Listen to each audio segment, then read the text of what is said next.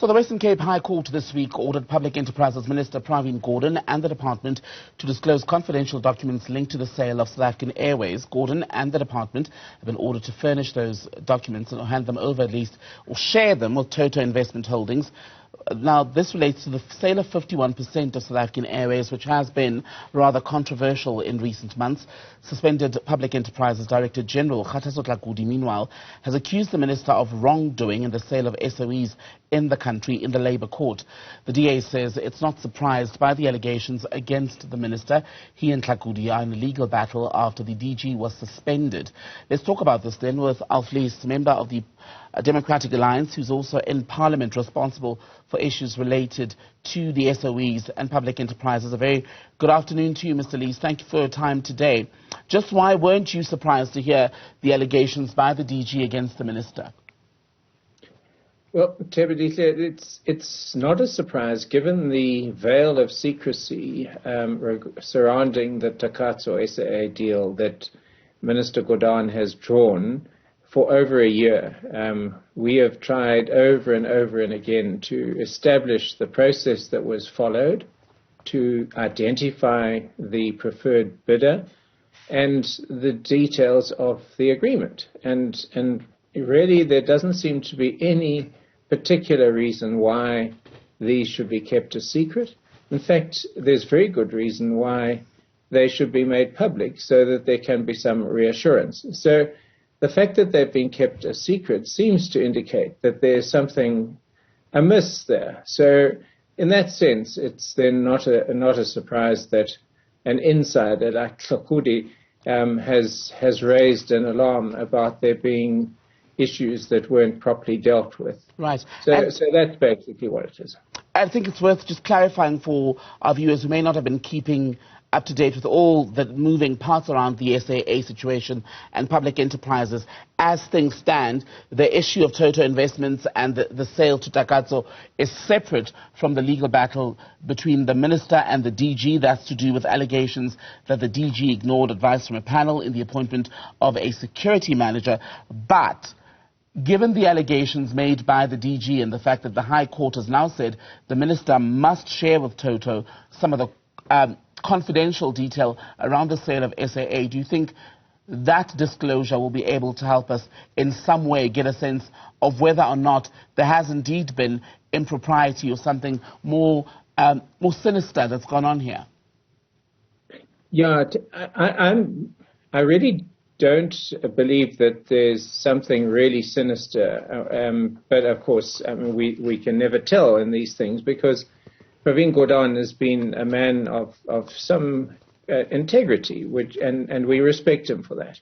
But nevertheless, he's under pressure from his party to save SAA almost at any cost, and we can see they've abandoned Mango and SA Express, both state-owned enterprises, airlines, but SAA not. So the hope is we don't see how Toto can get details of the agreement, and yet Parliament, which surely is the pinnacle of authority and accountability in the country, cannot get those details.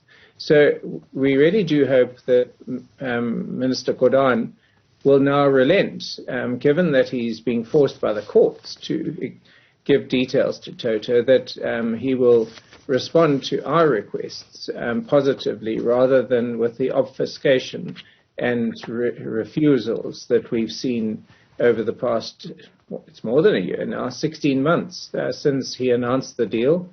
The deal still hasn't gone through, of course, and there's still another 3.5 billion rand to be provided to clear the SAA liabilities, the old liabilities.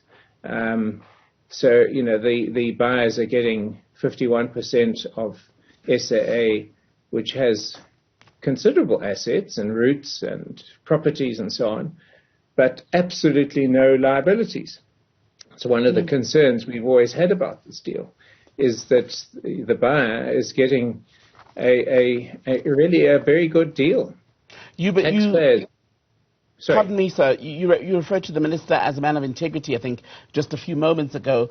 Yes. The DG, in his allegations, it must be said these are untested allegations that he makes about the minister, who he says used a tainted report to suspend him, says that he was basically shoved out of the way to make sure that the minister, and he even implicates the likes of the president, in a broader scheme to sell off SAA for the benefit of a select few. How do you think, I mean, it's in the Labour court, how do you think that Parliament perhaps should deal with such a serious allegation, given all that's gone on at SAA over recent years, and even the findings by the State Capture Commission to do with how even the board was complicit in its destruction? Yeah, absolutely. The allegations are allegations, and they're untested, as you say. But the methodology that Pravin Gordhan, although we've seen nothing but integrity in the past, he tends to be someone who's very abrupt and very demanding, and so the issue of the labour relations between him and his DG is an issue that I can't comment on. But the revelations that are coming out of this surely must now force Parliament, and I'm thinking here specifically of the Standing Committee on Public Accounts, the committee that since the business rescue process started, been holding Pravin Gordhan, Minister Gordhan, to account on the whole process with SAA. Surely now that committee must insist and allow me to request details of this deal and the process that was followed to identify. That I would think would be the what Parliament must do, and so I've already requested the committee and the chair of SCOPA that SAA be called in to report to SCOPA. However, that in itself is not sufficient, because the last time SAA were called in, with Minister Gordhan being present, they refused to answer any questions about the deal. That then becomes the rub, whether they will do that. Park their legal battle. Just finally, given the suspended DG and the minister and the state of SOEs more broadly, do you think there's a case to be made, given the calls to the minister in particular to resign over ESCOM, there's a call perhaps, or space for a call to be made, or to say, a judgment I should say, to say that both of them have been most unsuitable in making sure that the SOEs are fixed? We've been of the opinion for some time now that the management of the SOEs has been less than adequate, and in fact it's been quite bad. And it really doesn't matter at the end whether it's a fault of the ANC as a political party or Pravin Gordhan as the minister. In the end, it's the minister who really has to be held accountable.